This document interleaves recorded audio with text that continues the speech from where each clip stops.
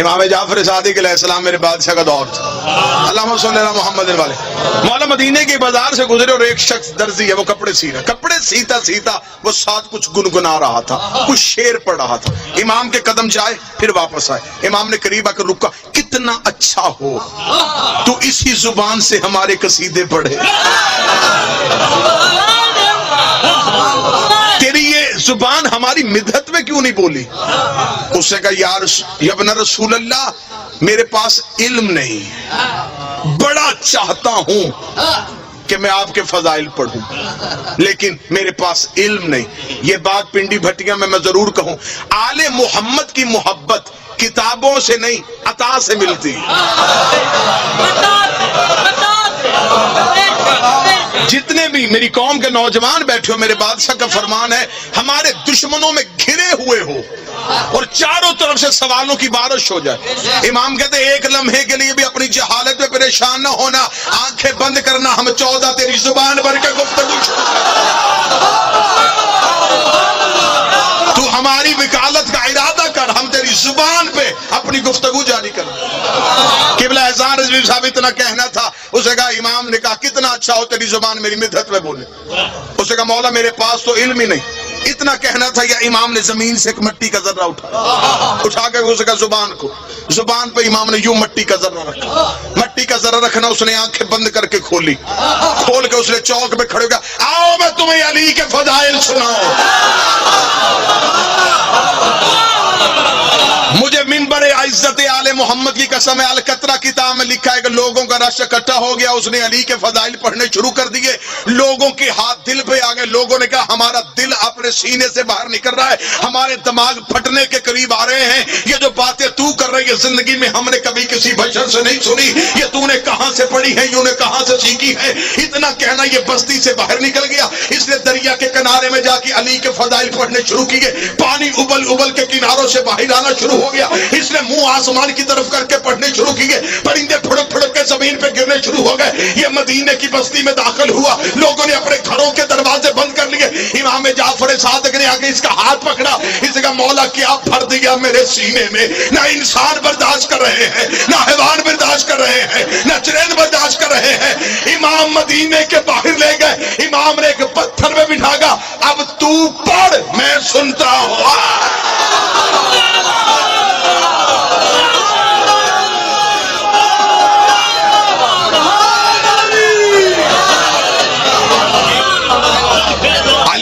ولی اللہ شریف ماؤں کی اولادوں کے لیے.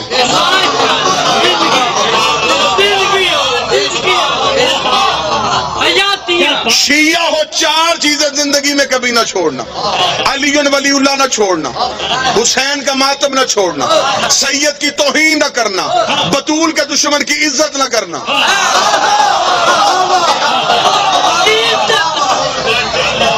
مصلحت کے ساتھ زندگی گزارنی, پھر چھوڑ علی کو. میں نے بڑے شیعہ دیکھے جو کہتے جی کیا کریں, محلے داری بھی ہے, علاقے داری بھی ہے, نام عزت سے لینا پڑ ہی جاتا ہے. اگر ان کا نام عزت سے لینا پڑتا ہے تو پھر اپنی زبان سے علی کا نام نہ لیا کر. تیری مجبوری دنیا ہے, پھر علی چھوڑ دے, کیونکہ دنیا اور علی ایک گھر میں رہ نہیں سکتے. علی نے دنیا کو طلاق دی ہوئی ہے. جہاں دنیا رہتی ہو وہاں علی آتا ہی نہیں ہے. مصلحت کی زندگی نہ گزارو. اپنے عقیدے پہ یوں سیسا پلائی دیوار ہو, ڈٹ جاؤ اپنے عقیدے پہ. علی ولی اللہ ہے, حد ہو گئی ہے. لوگ جاہلوں کو پیر بنا رہے ہیں.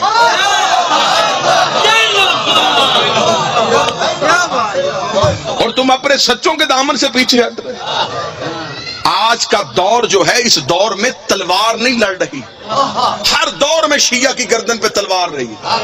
آج کے دور میں شیعت کے سامنے فتویٰ ہے. ڈھنگ بدل بدل کے, طریقے بدل بدل کے لوگ تمہارے سامنے آئیں گے, تم سے عقیدہ چوری کرنے کی کوشش کریں. علی ولی اللہ نہ چھوڑنا, حسین کا ماتم سوچ کے نہ کرنا.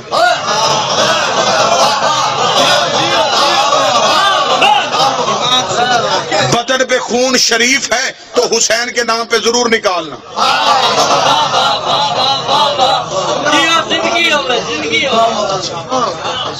سید کی توہین نہ کرنا. دو جگہوں پہ نکاح پڑھا گیا علی کا, ایک فرش پہ ایک عرش پہ. فرش پہ رسول نے پڑھا, عرش پہ توحید نے پڑھا. سیدوں کے شجرے بھی دو چلے, ایک فرش والے سید, ایک عرش والے سید. عرش والی اولاد زہرا معصوم ہے, فرش والی غیر معصوم ہے. عرش والے معصوم ہے, یہ غیر معصوم ہے. ان کی اطاعت ہے, ان کا احترام ہے.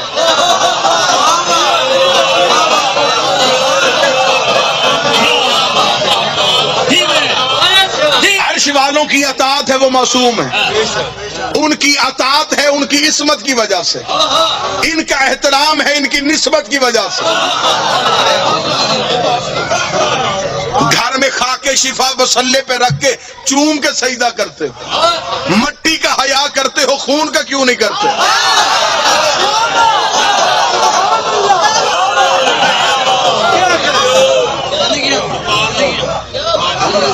سیدزادی ایک دن کی بھی ہو امتی کی ماں, بغیرت ہے وہ بندہ جو سیدزادی کا عقد غیر سید سے جائز سمجھے.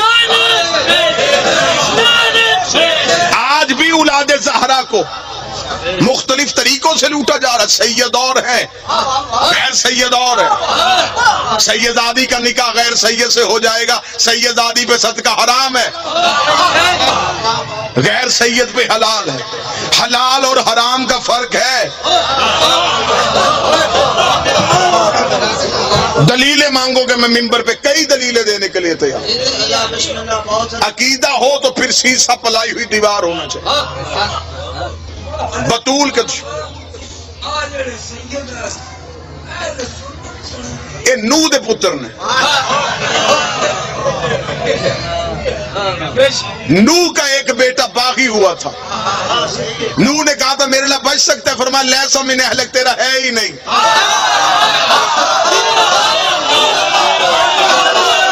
میں نے تیرے شجرے سے نکال کے پھینک دیا ہے. نوح کا بیٹا نوح کا انکار کرے, اللہ شجرے سے نکال سکتا ہے. آج سید علی ولی اللہ کا انکار کرے, وہ حرام زادہ تو ہو سکتا ہے, سید نہیں ہو سکتا.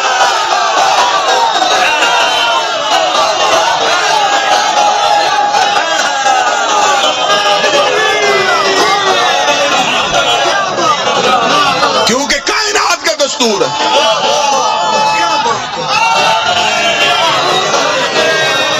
جس پہ حسن اور حسین کا فیض ہو وہ کبھی انہیں بھونکتا نہیں.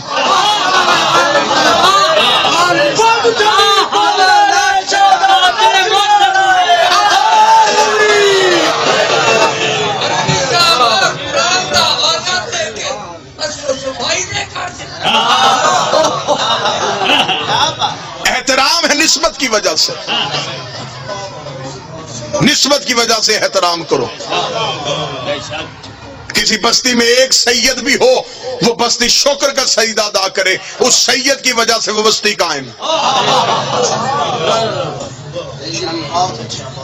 امام فرماتے ہیں کبھی عرش پہ جا کے تمہیں زمین دیکھنی پڑے تو زمین پہ جہاں تمہیں چمکتے ہوئے گھر نظر آئے, سمجھنا یہاں زہرا کی اولاد رہتی.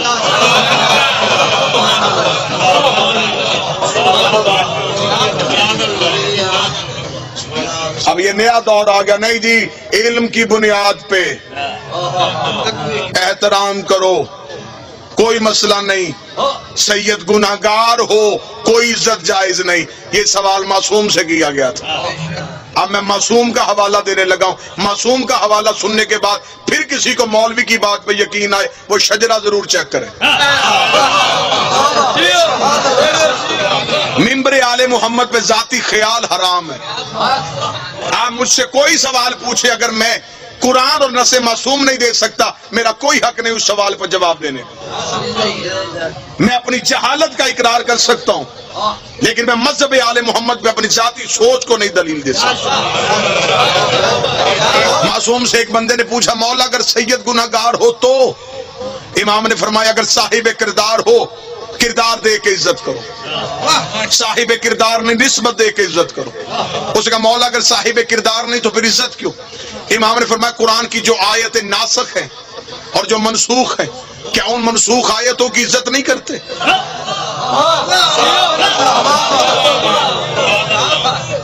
اسے کا مولا کرتے؟ فرمایا اگر منسوخ آیت کی عزت ہو سکتی ہے، گناہگار سید کی بھی عزت ہو سکتی ہے۔ یہ ان کا اور ہمارا معاملہ ہے، ہم مجھ سے پوچھیں گے۔ میرا صادق امام گلی سے گزر رہا تھا، یا امام کا ایک محب اوندے منہ لیٹا ہوا تھا زمین پہ، بے ہوش تھا، نیم بے ہوشی کی حالت میں تھا، نیم بے ہوشی کی حالت میں ہے اور بدن غلاظت سے بھرا ہوا ہے۔ امام قریب سے گزرے، شیعہ کا مقام سنانے لگا ہوں، یوں گرا ہوا ہے۔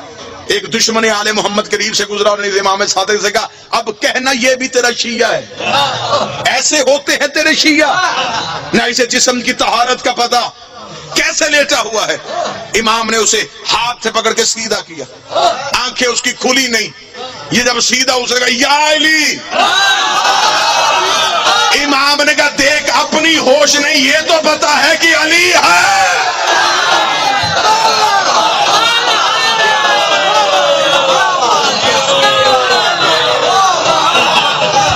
اس بے ہوشی کی حالت میں بھی مر گیا تو جنت میں جائے گا۔ علامہ صاحب انہیں آکھیا بھی یعنی تیرے دشمن تے لانا۔ آل محمد کا مذہب ذاتی سوچ کا مذہب نہیں۔ دکھ اور تکلیف مجھے تب ہوتی ہے جب بچہ پیدا شیعہ کے گھر میں ہو، کان میں اذان علی ولی اللہ کی دی جائے، ماں بچپن سے گود میں بٹھا کے مجلسوں میں آتی رہی ہو، اور پھر وہ ہاتھ میں توضیح المسائل اٹھا کے ہم سے پوچھے اس میں علی کہاں لکھا ہے۔ پاک بی بی کے نوری محل میں کھڑا ہو کے کہہ رہا ہوں علی ولی اللہ توضیح المسائل کا مسئلہ نہیں، توضیح المسائل مسئلوں کی کتاب ہے، علی مسئلہ نہیں ہے۔ علی کوئی مسئلہ ہے؟ تو ذی المسائل سے نماز دیکھو، روزہ دیکھو، واجبات غسل دیکھو۔ علی ولی اللہ ڈھونڈنا ہے تو قرآن دیکھ۔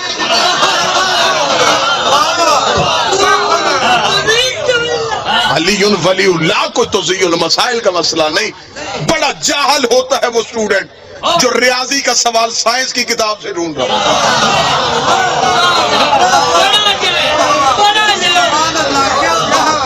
علی ولی اللہ خالصتاً قرآن کا مسئلہ۔ وعدہ کیا تھا میں نے چند لمحے میں پاک اماموں کی پاک امہات کا تذکرہ ضرور کرو۔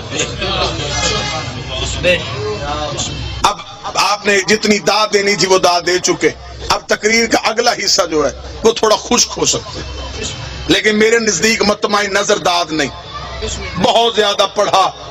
ابتدا ہی میری ذاکری کی اسی پنڈی بھٹیاں سے ہوئی، میں اقرار کرتا ہوں، ممبر پہ اقرار کر رہا ہوں۔ بدبخت ہوتا ہے وہ بندہ جو اپنے محسنوں کو فراموش کر دیتا۔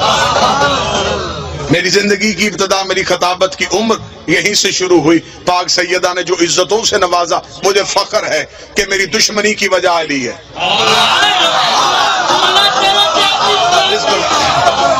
اب احسان رضوی صاحب، میری دشمنی کی وجہ علی ہے، اور مجھے فخر ہے میری نسلیں بھی وہ قرضہ اتارنا چاہے تو زندگی میں نہیں اتار سکتی جو پاک بی بی نے مجھ پہ قرض کیا، پاک بی بی نے احسان کیا۔ وہ احسان یہ ہے کہ میں نے محمد کی بیٹی کی وکالت میں ہتھ کڑیاں پہنی ہیں۔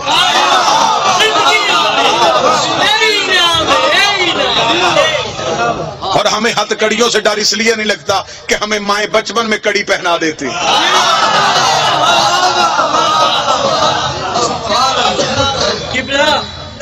مسجد کوفہ سرکار مصر میں تمار پہ روزے روتے ایک سلام لکھا ہے آج بھی، السلام علیکہ یا شہید والولائے امیر المومنین علی ابن ابی طالب ہے۔ بے شک، اس کو بڑا انعام بے شک، عقیدہ ولایت، بے شک، بے شک۔ علی کی ولایت میں انسان جہاں بھی مارا جائے۔ آج کی کیونکہ یہ ایام ہے پاک سیدہ کے، معصوم نے فرمایا، جناب سیدہ کے حوالے معصوم نے فرمایا اگر کوئی شیعہ چاہتا ہے کہ اس کی پہلی رات جب قبر میں ہو اور علی اس کی قبر میں اس سے ملاقات کے لیے آئے تو اس سے چاہیے کہ اپنی زندگی میں زہرا کی مظلومیت ضرور بیان کیا کرے. چھوٹی چھوٹی چیزیں ہوتی ہیں لیکن یہ زندگی میں بہت نادر تحفے ہوتے ہیں. بس اب تھوڑا سا میں ذکر کروں گا پاک اماموں کی، ان پاک ماؤں کا تذکرہ جو بڑا ضروری ہے. تو جو ہے سرکار مکمل توجہ کے ساتھ، مکمل آگہی کے ساتھ آپ اس ذکر کو ضرور سماعت فرمائیں گے جو میں تلاوت کرنے لگا. کسی بھی شخص کی پہچان ہمیشہ ہوتی ہے حسب اور نسب کی وجہ سے. عزتیں ہمیشہ حسب اور نسب کی وجہ سے پہچان. یہ لفظ آپ نے بڑا سنا ہے حسب نسب. تھوڑی تشریح کر دیتا ہوں. حسب کہتے ہیں کردار کو، نسب کہتے ہیں خاندان کو.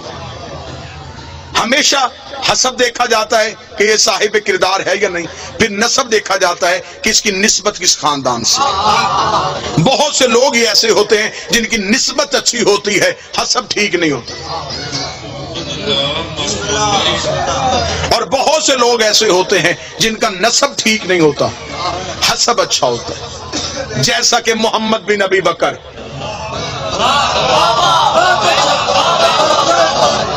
میں اس لیے خشک موضوع نہیں چھیڑ رہا تھا، یہ بات میں اس لیے نہیں کر رہا تھا، یہ موضوع میں اس لیے نہیں چھیڑ رہا تھا کہ اس موضوع کا تعلق مکمل خاموشی کے ساتھ ہے. اور ہمارے مذہب آل محمد میں فقہ جعفریہ میں شیعوں میں قانون بن گیا ہے جس مجلس میں خاموشی ہو اسے فیل سمجھا جاتا ہے. لہٰذا میں نے اس لیے پہلا حصہ آپ کی مکمل توجہ حاصل کر لی تاکہ مجلس کو مکمل فیل تصور نہ کیا جا سکے. بسم اللہ سرکار، آپ زندہ و سلامت رہیں.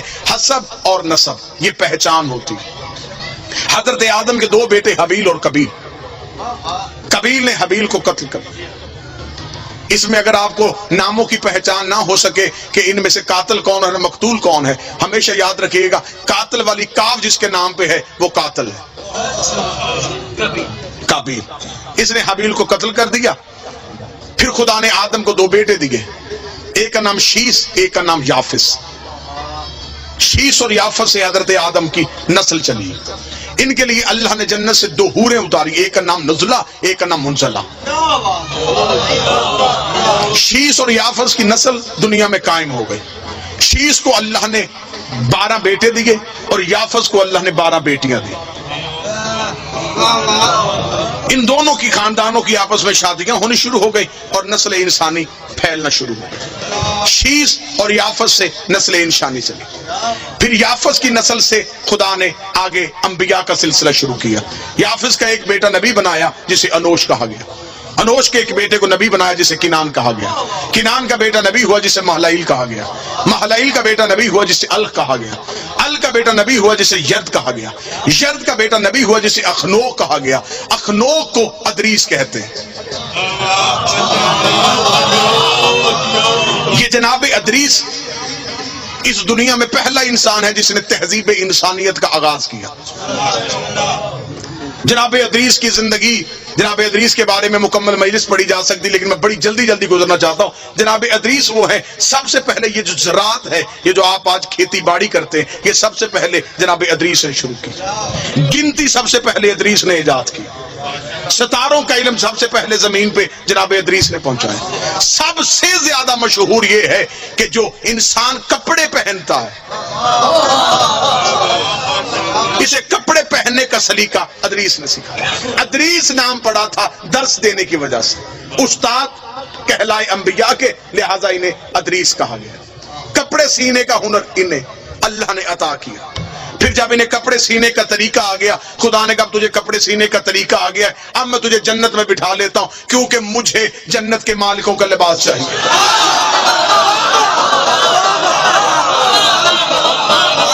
جناب ادریس کو خدا نے، اور جناب ادریس وہ اللہ کا نبی ہے جو زندہ ہے اور جنت میں ہے. عیسیٰ زندہ ہے لیکن جنت میں نہیں. عیسیٰ چوتھے آسمان پہ. ادریس زندہ ہے لیکن جنت میں.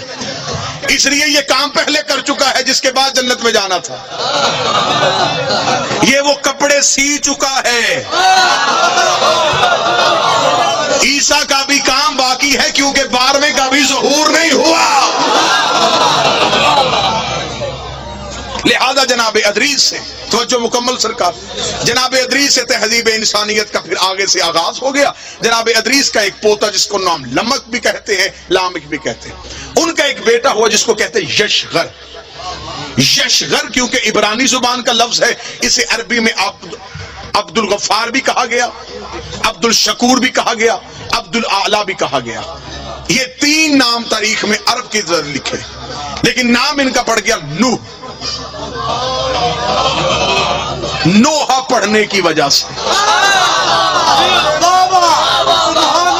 قوم ظلم کرتی تھی، نوح نوحہ پڑھتا تھا، قوم پتھر مارتی تھی، نوح نوحہ پڑھتا تھا۔ نوحے پڑھنا نبیوں کی سنت ہے، پتھر مارنا کافروں کی عادت۔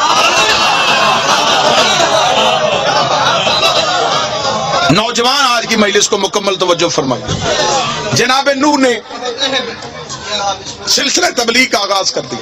950 سال یہ اللہ کا نبی تبلیغ کرتا ہے، 950 سال۔ بندے کتنے مسلمان ہوئے؟ 80۔ 950 سال تبلیغ، 80 بندے مسلمان ہوئے۔ 950 سال کے بعد جناب نوح نے کہا میرے اللہ بس تھک گیا ہوں۔ 950 سال کوئی تھوڑا عرصہ نہیں ہوتا، عذاب بھیج ان پہ۔ نوح نے عذاب مانگا، یہ جبریل آیا، جبریل نے ہاتھ میں کھجوریں رکھ دی۔ اسے کہا اللہ کہہ رہا کھجوریں کھا اور گٹلیاں دفنا۔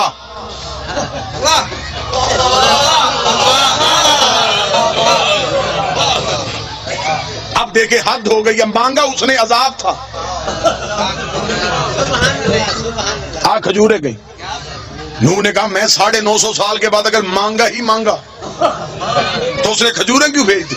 جبریل نے کہا خدا کہہ رہا ہے کہ کھجوریں کھا اور اس کی گٹلیاں زمین میں دفنا، ان سے کھجور کا درخت پیدا ہوگا۔ جب وہ کھجور کا درخت پیدا ہو جائے اس کھجور کے درخت کے لکڑیاں اتارنا، اس لکڑی کے پھٹے بنانا، ان پھٹوں سے پھر ایک کشتی بنانا۔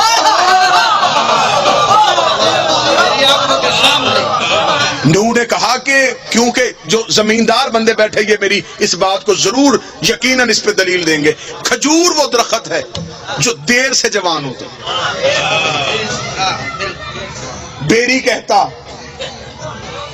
سفیدہ کہتا، کوئی اور درخت کہتا، خدا نے کہا کھجور سے بنا۔ انہوں نے کہا کھجور کب جوان ہوگی، کب لکڑیاں اتاروں؟ میں کسی اور درخت کی لکڑیاں اٹھا لوں؟ لفظ سننا، لفظ، میں کسی اور درخت کی لکڑی اٹھا کے اس سے بناؤں؟ جبریل نے کہا تجھے نہیں پتا سفینہ بننا ہے نجات کا، نجات کے سفینے کو یہاں کی لکڑی لگ ہی نہیں سکتی۔ کون شیعہ ہے جسے نبی کی حدیث نے یاد؟ نبی نے کہا میری اہل بیت کی مثال سفینہ نوح کی ہے، اگر نوح کی کشتی کو یہاں کی لکڑی نہیں لگتی تو اہل بیت میں کوئی گناہگار کیسے آ سکتا؟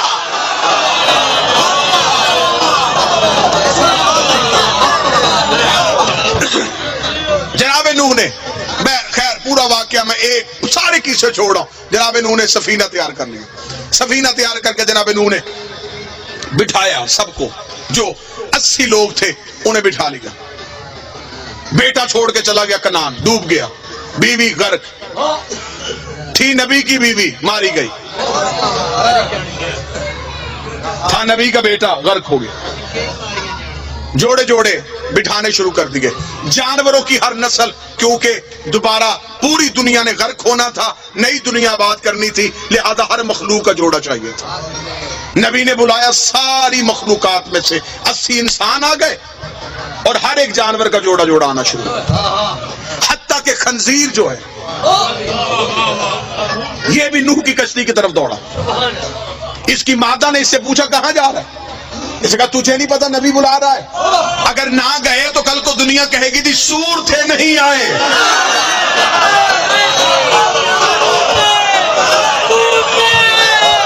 کوئی بندہ تو ہوگا جو صدر کی قدر کرے گا۔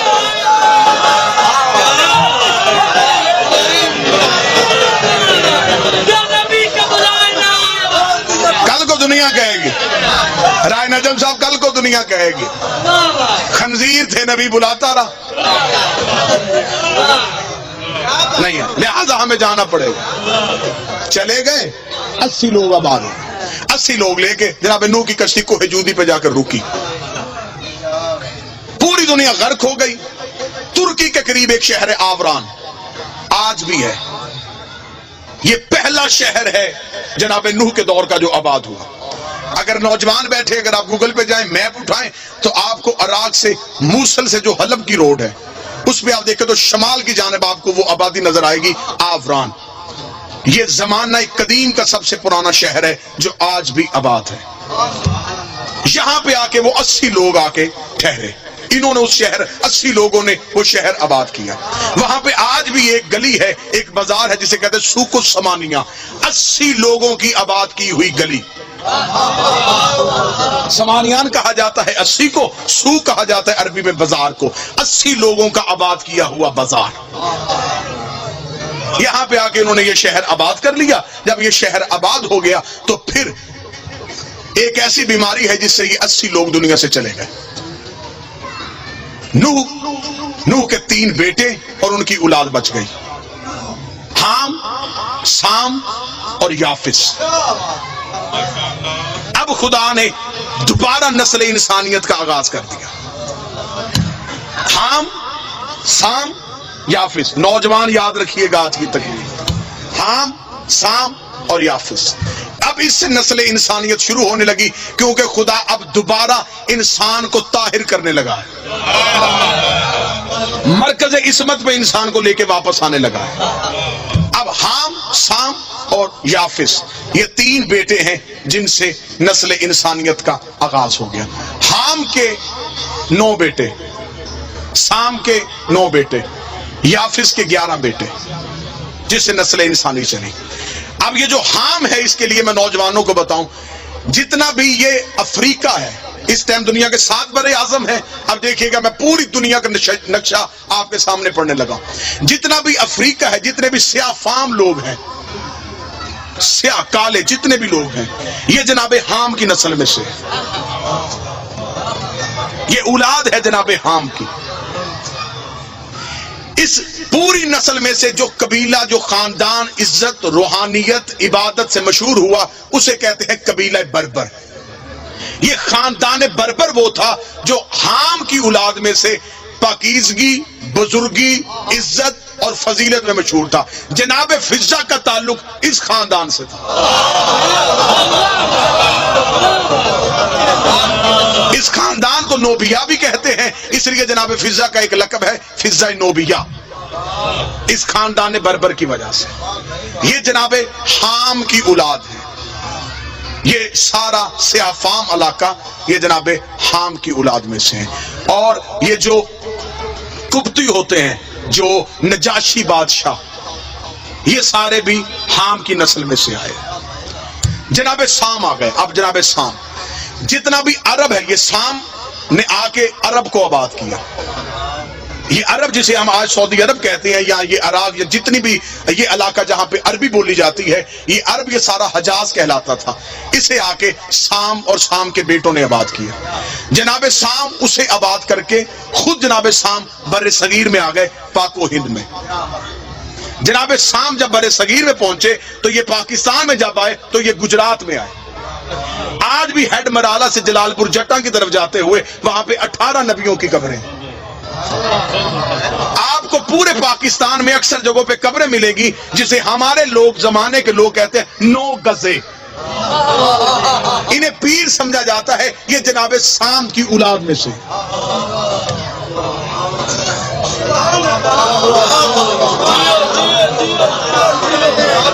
بلکہ تاریخ کہتی ہے کہ خود جناب سام کی قبر بھی جو ہے وہ گجرات میں.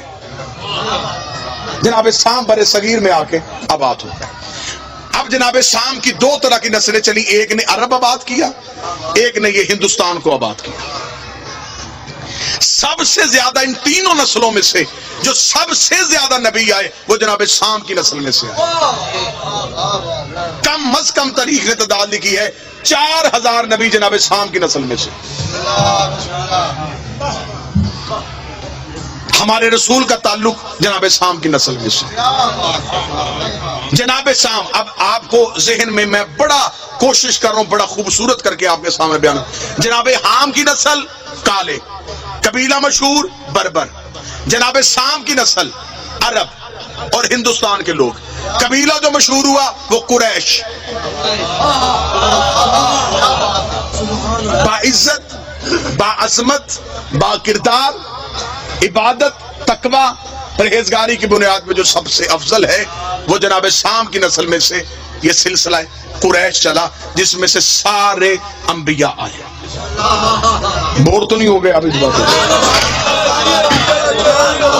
इससे आगे आगे जनाब याफिस, बिस्मिल्लाह सर, इससे आगे आगे जनाब याफिस ने आके जितना भी हमारा यूरोप है, आजरबाईजान, तुर्कमानिस्तान, इटली, यूरोप, इस सारे को आके जनाब याफिस के बेटों ने आबाद किया।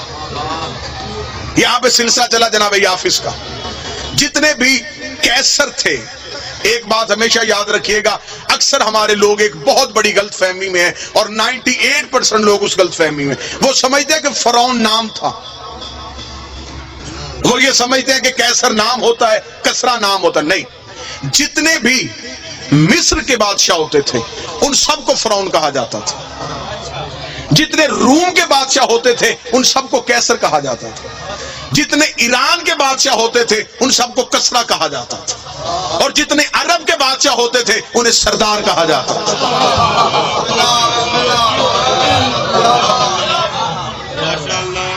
फिर एक चौथी नस्ल चली, इन तीनों नस्लों के इम्तिजाज से एक चौथी नस्ल कायम हुई जिसे आर्या कहा जाता है।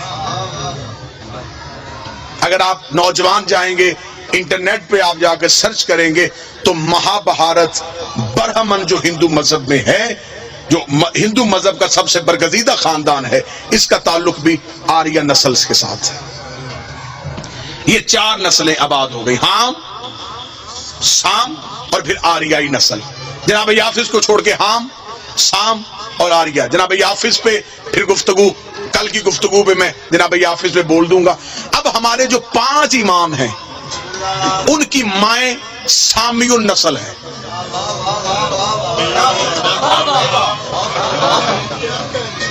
पीर ऐसा होना चाहिए जिसकी मां का भी शजरा पढ़ो तो शर्मिंदगी ना हो।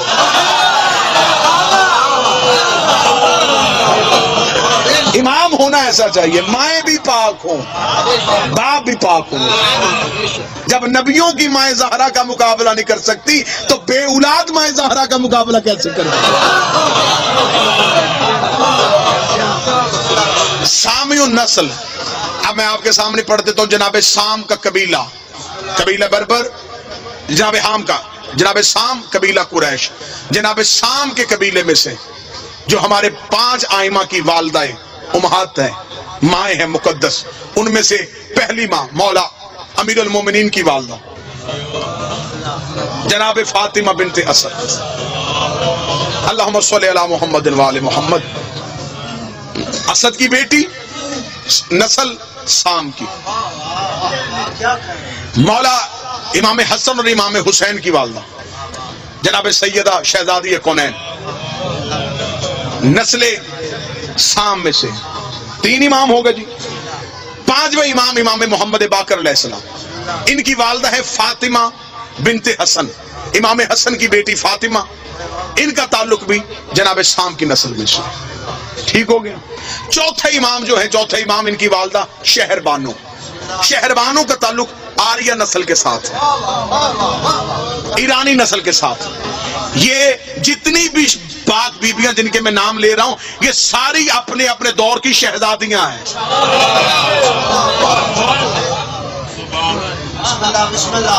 5 इमाम जिनकी माएँ सामियुन नस्ल में से, 3 इमाम वो हैं जिनकी माएँ हामियुन नस्ल में से। जनाब इमाम मूसा काज़िम अलैहिस्सलाम, अल्लाहुम्मा सल्ली अला मुहम्मद व आले मुहम्मद, उनकी वालदा हमीदा खतून। इमाम मोहम्मद तकी उनकी वालदा समाना खतून। इमाम अली नकी उनकी वालदा सबीका खतून। ये 3 माएँ वो हैं जिनका ताल्लुक जो है वो हामियुन नस्ल के साथ है। फिर आगे 3 माएँ हैं जिनका ताल्लुक आर्याई नस्ल के साथ है। जनाब शहरबानो, इमाम ज़ैनुल आबिदीन की वालदा, इमाम हसन अस्करी की वालदा हदीसा खतून, इनका ताल्लुक भी आरियाई नस्ल के साथ है। जनाब शहरवानों, नुशेरवान आदल उसका बेटा कबीर था, उसका बेटा फिर आगे जाके खुसरो परवेज का बेटा यज़गर्द की बेटी है जनाब शहरबानो। एक जुमले में, बड़ी जल्दी में एक जुमले में खत्म कर देता हूं। ये बीबी शहरबानो, ये दो बहनें थी, गिहान बानो और शहरबानो। दूसरी खिलाफत के दौर में इन्होंने, क्योंकि ईरान बहुत बड़ी सल्तनत थी, दूसरे खलीफा ने ईरान में कब्जा करने के लिए फौजें भेज दी। फौजों की चढ़ाई हो गई और बहुत लंबी जंग शुरू हो गई ईरानियों के साथ। वहां पे तीसरी खिलाफत का दौर खत्म हो रहा था जब ये जंग जीत के वहां से कैदियों को कैद करके पहुंचे।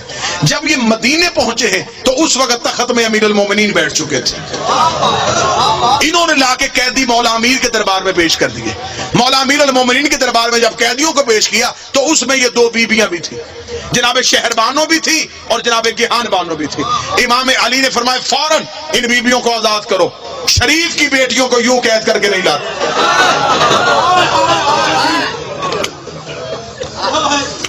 इमाम ने दोनों शहजादियों की रस्सियां खुलवाई। खुलवाने के बाद अमीर अल मोमिनीन ने भी एक जुमला कहा था, यह आवाज कुदरत आई, ऐ अली, हमने शहरबानों का निकाह हुसैन के साथ पढ़ दिया। आंखें बरस पड़ी। इंशाल्लाह यहीं से गुफ्तगू का तसलसल आगे लेके चलेंगे। अब 4 जुमले में मुसीबत के जरूर पड़ दो। अली ने फरमाया खोल दो इसकी रस्सियां। अली के दरबार में 2 बेटियां आई, ईरान के बादशाह की।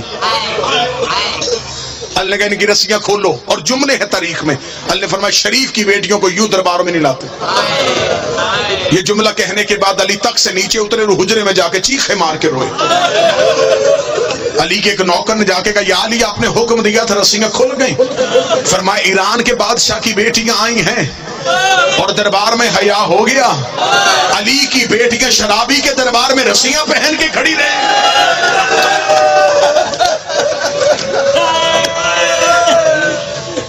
जितने रो पड़े हो मोहम्मद की बेटी अपने दरबार से किसी को खाली न भेजे। जो जहां जहां से मांगने के लिए आए हैं, रसूल की बेटी हर किसी को दे। मेरे मालिक मेरे भाई मिर्जा नदीम के बेटे को जिंदगी अता फरमाए। एहसान रिजवी साहब फैसलाबाद से, मेरे मालिक तमाम को सिवाय गम मजलूम करबला के कोई गम ना देखे। मेरा मालिक मियां ज़ीशान, इनके जितने मरहूमीन हैं, पहली पुरसे में मैं दुआ मांग रहा हूं, मेरा मालिक तमाम को जवारे मासूमीन में जगह अता फरमाए। इस खानदान को अज़ादारी की वजह से हमेशा इज्जतों से नवाजे। शहजादी ज़हरा की एक लफ्ज मैं यहां पे जरूर कहूंगा।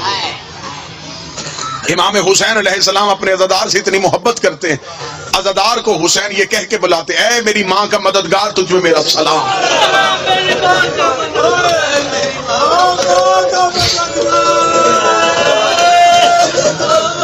आपके सामने ज़ाकिरीन पढ़ते हैं कि रसूल की बेटी का पहलू से हाथ नहीं उठा। नबी की बेटी अपने दाएं हाथ से तस्बीह नहीं पढ़ सकी। जख्म इतना गहरा था, बीबी पहलू से हाथ नहीं उठाती। उंगलियां शहीद हो चुकी थी, बीबी तस्बीह नहीं कर सकती थी। और हमेशा ये दुनिया का दस्तूर है, फितरत है, एक जगह पे जख्म हो, दूसरी पे अल्लाह न करे उससे बड़ा जख्म आ जाए, पिछला जख्म भूल जाता है, अगले जख्म पे हाथ आ जाता है। आपके सामने मैंने ये लफ्ज पढ़ा, अब मैं देखूंगा कौन बंदा है जो कहलवाता भी शिया है और फिर वो जुमला बर्दाश्त करेगा। सारी जिंदगी हुसैन की मां ना पहलू से हाथ उठा सकी, ना दाएं हाथ से तस्बीह कर सकी, लेकिन कुछ वक्त ऐसे आए हैं, ज़हरा का हाथ भी उठ गया है, ज़हरा का दाएं हाथ भी उठ गया है। जब हुसैन ने अकबर की लाश उठाना चाही, ज़हरा का हाथ पहलू से उठा। जब हुसैन ने कासिम की लाश चुनी, ज़हरा का पहलू से हाथ उठा। जब हुसैन ने असगर की गर्दन से तीर खींचा, ज़हरा का पहलू से हाथ उठ गया। बीबी की आवाज आई, हुसैन मुझे अपने जख्म भूल गए, भूल गए हुसैन मुझे पहलू के जख्म।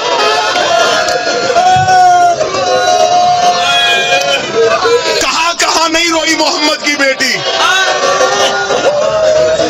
हम सारे شیعہ ہر نماز میں دعا مانگتے ہیں 12واں آ جائے، 12واں آ جائے۔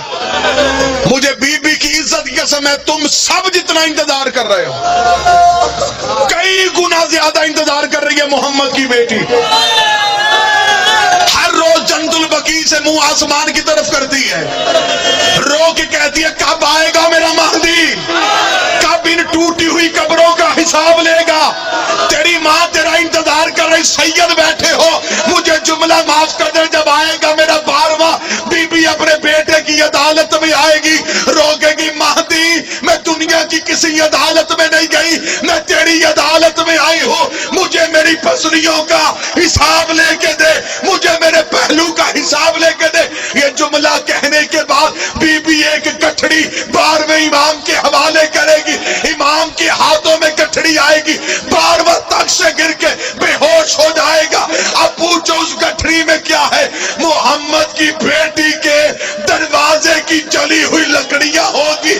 بی بی کہے گی مہدی انہیں سونگ، ان سے محسن کے خون کی خوشبو آ رہی۔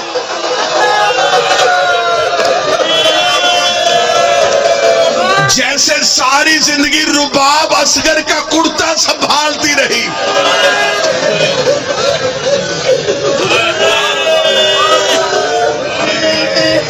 بعض روایات میں لکھا شکم میں نہیں، ہاتھوں میں تھا موسن۔ جب دروازے پہ آگ آ گئی، 36 بدماش دروازہ گرا رہے تھے،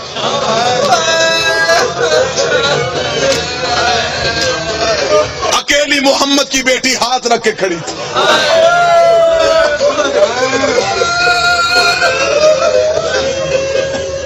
باہر سے کسی نے کہا دروازہ کھول ورنہ ہم آگ لگائیں گے۔ بی بی نے کہا یہ وہ دروازہ ہے جہاں محمد رکتا ہے، جبریل چھپتا ہے، خبردار دروازے کو آگ لگانے کا نہ کہنا۔ باہر سے کسی کی آواز ہے علی کو بھیج، ہم بیعت لینا چاہتے ہیں۔ اب میں یہاں پہ جملہ کروں گا، میاں ذیشان صاحب ماتمی عزادار ہیں، زوار بیٹھے، مجھے حسین کی عزت کی قسم، دنیا علی قتل کرنے آئی تھی، زہرا درمیان میں کھڑی ہو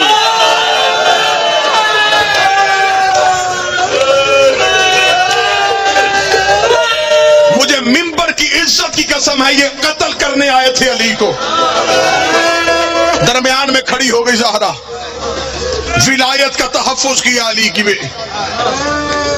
حسین کی ماں یوں سامنے کھڑی ہے، 36 دروازہ گرا رہے، اکیلی محمد کی بیٹی دروازے پہ ہاتھ رکھے کھڑی ہے۔ اب میں بار بار رک رہا ہوں اس لیے کہ مجھے ڈر لگ رہا ہے کہ میں بی بی کے نوری محل کے سامنے کھڑا ہوں، مجھے جملہ معاف کر دینا۔ جب زہرا کا کوئی اپنی طاقت نہ رہی، بی بی کا دایاں ہاتھ دروازے پہ تھا، ایک کمینے نے آنکھ کا اشارہ کیا، کنفذ بے غیرت نے تازیانہ نکالا، اس نے محمد کی بیٹی کے بازو پہ تازیانہ مارا، اسے کہا زہرا دروازہ چھوڑ، زہرا دروازہ چھوڑ، کوئی سید ہو مجھے معاف کر دینا۔ بی بی کا پہلو دروازہ گرنے کی وجہ سے زخمی نہیں ہوا، دروازہ گرنے سے محمد کی بیٹی کے پہلو پہ لوہے کی میخ لگی، پسلیاں شہید دروازہ گرنے سے نہیں ہوئی، بی بی دروازے کے نیچے تھی، لوگ صحن میں چلے۔